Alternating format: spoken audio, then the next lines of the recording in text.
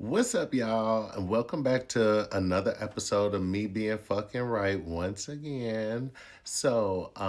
Yesterday, Nicki Minaj in the 11th hour decided to pay her victim, um, Thomas Wiedemuller, who was assaulted when he provided security for one of her concerts back in, I believe it was 2018. Her husband assaulted this man and shattered his jaw, and then she whisked him out of Germany and left this victim high and dry. Well, the victim came to America and he was able to successfully put an order in for, or a motion in for a judge to force her to sell her home since she didn't pay this guy, and she has this weird way of thinking that she can just skip out on lawsuits and things like that and not have to actually compensate her victims for her nasty behavior. And so I called it out here. I'm going to insert one of my videos that I did from back in 2022 where I called this out. So, y'all, somebody sent me over this story and I've never heard about it. So, I went and looked it up, y'all, and was blown away. Check this out.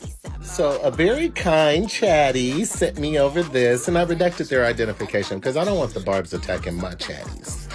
But they posted, what? Didn't Kenny Petty assault and break someone's collar while in Germany while Onika assaulted a female with a shoe during a concert, resulting in a lawsuit? He hasn't changed at all, in my opinion. Hashtag surviving the Petties. And I was like, attack somebody with a shoe? According to a report by TMZ, Nicki Minaj and Kenneth Petty are sued by security honcho, claims Petty sucker punched him. Now, this report came out January 27th of this year, and I never saw it. Nicki Minaj and her husband have a funny way of thanking security guards at her concerts, at least according to one of them, who claims Kenneth Petty ambushed and punched him backstage. That guy was the head of security for one of Nicki's concerts in Germany back in March of 2019. And in a lawsuit, he claims the rapper was pissed at a security staffer for allowing a male fan to get on stage during the show. In docs obtained by TMZ, Thomas Wiedemuller alleges Nicki yelled at the female security guard, calling her a and recorded the whole thing. Wiedemuller says the security guard was left in tears, so he interceded and went to speak with Nicki about the incident. According to the suit, Nicki screamed at him too, saying, "Who do you think you are?" and allegedly threw her shoe at him. He says her aim was off and he escaped unscathed. However, he claims he was later called back to Nicki's room for another discussion. And while she ripped into him again, Kenneth allegedly came out of nowhere and punched him square in the face, breaking his jaw. Kenneth packs one hell of a punch, apparently. Wiedemuller says he had 8 surgeries to fix his jaw, now has 5 plates in his face, and will need an additional 6 surgeries to get right. He's suing Kenneth and Nicki, who he alleges provoked the attack, for damages, including his hefty medical bills. TMZ reached out to Nicki's camp, but they got no word back. Can you imagine how mortifying that must be? I mean, to work for the biggest selling female rap artist of all time, and her husband sneak punch you and break your fucking jaw. So y'all know I went looking for those documents, the ones TMZ got.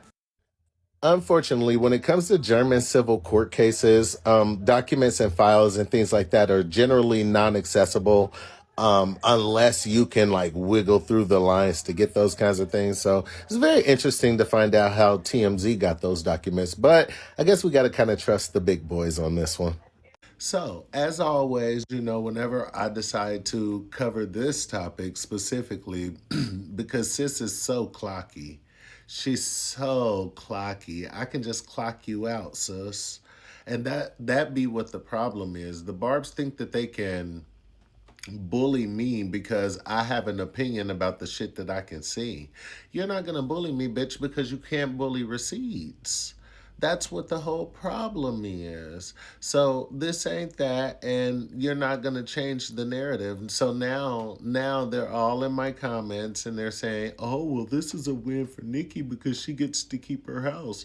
Well, I mean, to be quite honest, the man didn't want the house; he wanted his money. And that's always been my stance from day one. From the moment that I ever heard about this, that man deserves to get his money because what happened was ridiculous.